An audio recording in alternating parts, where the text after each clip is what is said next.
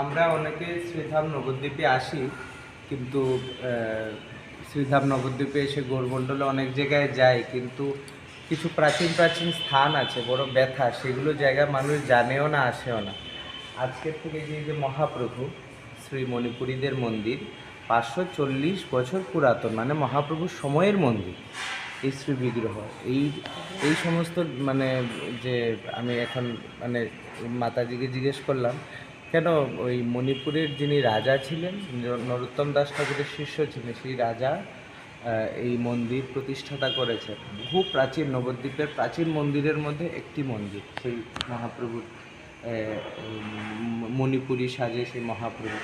তাই নরোত্তম দাস ঠাকুরের কৃপায়, নরোত্তম দাস ঠাকুর মহাশয়ের কৃপায় মণিপুরের যে তখনকালের যিনি রাজা ছিলেন তিনি ভক্ত হন, আর সারা মণিপুর বৈষ্ণব, গৌড়িয়া বৈষ্ণব মানে মহাপ্রভুর ভক্তে রূপান্তরিত হয়েছিলেন।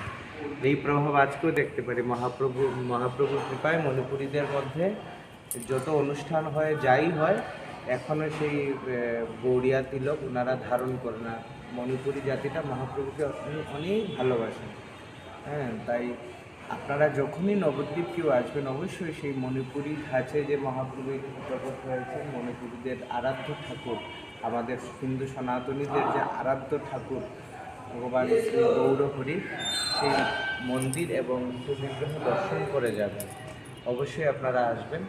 এই অন্য জায়গায় তো অনেক জায়গায় ঘুরছি, সব জায়গায় হয়তো চিনেন, এই জায়গাটা অনেকে চিনে না। তাই আমি বলছি, মাতাজি বললেন 540তম, একটু সময়ের হেরফের হতে পারে, কেন নরোত্তম দাস ঠাকুরের আবির্ভাব কিছুটা বাদে হয়েছিল।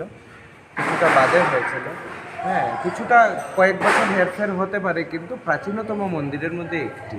নরোত্তম দাস ঠাকুর মহাশয় কে ছিলেন কৃষ্ণানন্দ দত্তের যিনি ছেলে ছিলেন, শ্রী নিত্যানন্দ প্রভুই আবার এই নরোত্তম দাস ঠাকুর হয়ে এসেছিলেন, যিনি অন্তিমে প্রেমময়ী দেহ দুগ্ধ হয়ে ওই পদ্মায় যিনি বিলীন হয়ে যান, সেই শ্রী নরোত্তম দাস ঠাকুরের বড় রাজা এই মন্দিরের অধিকর্তা ছিলেন।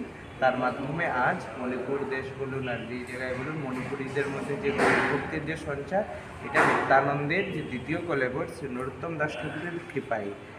জয় শ্রী নরোত্তম দাস ঠাকুর মহাশয় কি জয়। আচার্য আমাদের সম্প্রদায় হয়েছে।